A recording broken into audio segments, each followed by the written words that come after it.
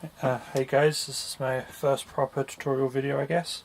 I just wanted to do a quick one showing the different connectors that I've been using for connecting my track up to the bus. The first ones I've been using are these, which simply has a small metal section there that gets pushed down onto the wire, and you can clip that up over the top to keep it secure. The second type I've been using are these ones. Again, you put the wire in the top bit here, clamp it down, the top bit folds over like that. It's got a small little gap there, and then the second half of it is this one. There's a small metal plate there, the wire goes in that end, and then it simply connects on there at the end. The first type, this one, is the one that I've been using for a few years now, but this time I seem to be having some trouble with it, so hence the need for the second type. I just thought I'd do a quick video showing the differences between the two, as I couldn't find a good tutorial for it online when looking, especially the second set, and hopefully it helps someone. So we'll start with this one then, and what we need is our bus wire. It's an offcut of my current bus wire I'm using on my layout. We also need a pair of pliers, a fairly beefy pair. I've got a slightly more modelling sized pair there, but they never seem to have quite the grip to get the clamp down. We also need the wire that will go from the actual clip itself to the track.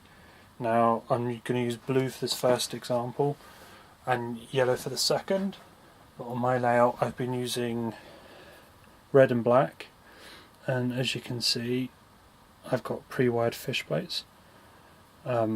I just find them a bit quicker, a bit easier, and I can't stand soldering. Although of the problems I've been having, I've been getting a lot better at my soldering. Okay, so we'll start with this one then. As you can see from the inside, if the camera focuses on it, you've got two sections to it. You've got the big section there, and a smaller section here, which has a stopper in one end. You can see that end, they're both clear, whereas that one has a bit of plastic in, just stopping the wire from going all the way through.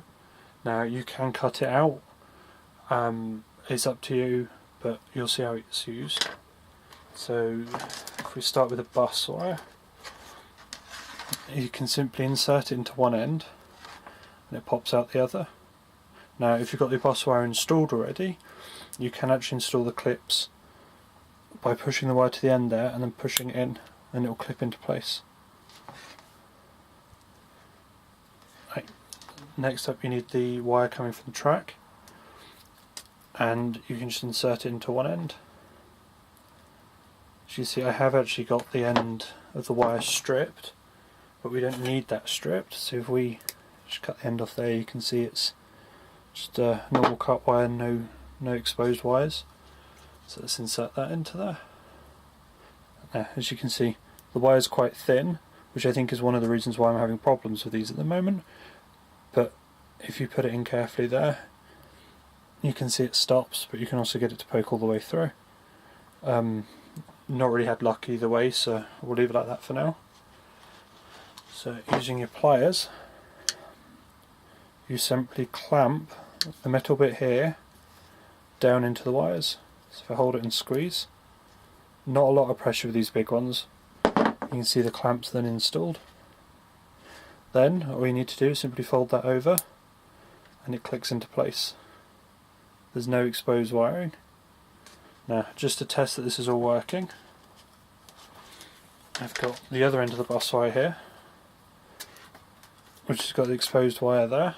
So if I take my multimeter and I attach one end to this side, and the other end of the track feed, so that's the blue wire, see I've pre-stripped that one ready, and attach it to the other end of the multimeter. It's a bit fiddly.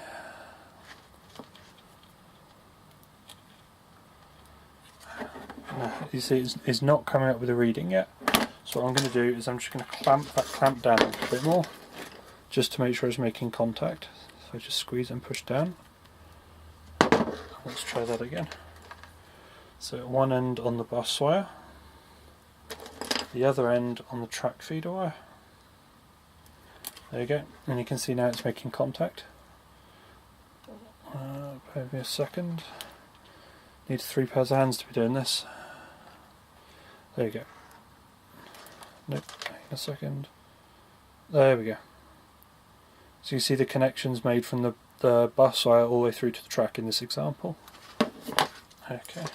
The problem I've been having with these is this smaller wire seems to disconnect. It might be because when you're crawled underneath the baseboard it's not quite so simple as it is here, but this one seems to be done fairly well. The other ones, this will just pop straight out and straight out that side as well. I think it's the metal clamp there which is actually cutting all of the way through the thinner wire.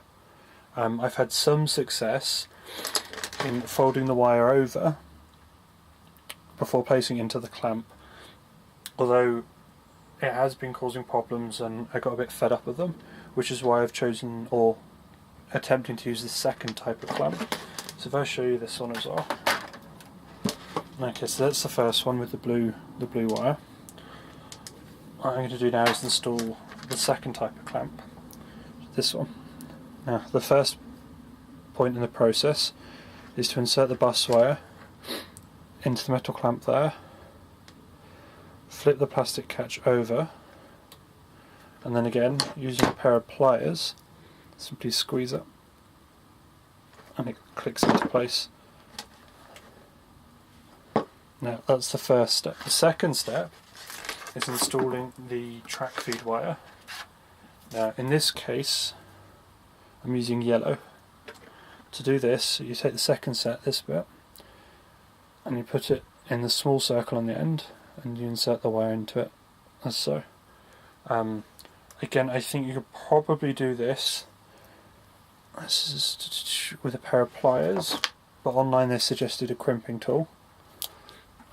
So just insert the wire into the end so that the wire is touching the metal surface, and then squeeze the crimping tool or pliers potentially over the end, like so. See, the wire is now secure. The next step, take the first and second parts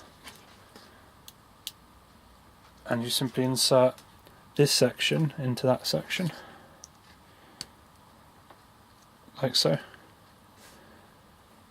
The good thing about these connectors over the first type is that they can be removed and reinserted. So again, removed and reinserted. I quite like this idea because it means that you should be able to test individual connections to the bus a little bit easier with a multimeter. Right, and let's see if this one works with the tester as well. So again, I've got my multimeter connecting one of the testers to the track wire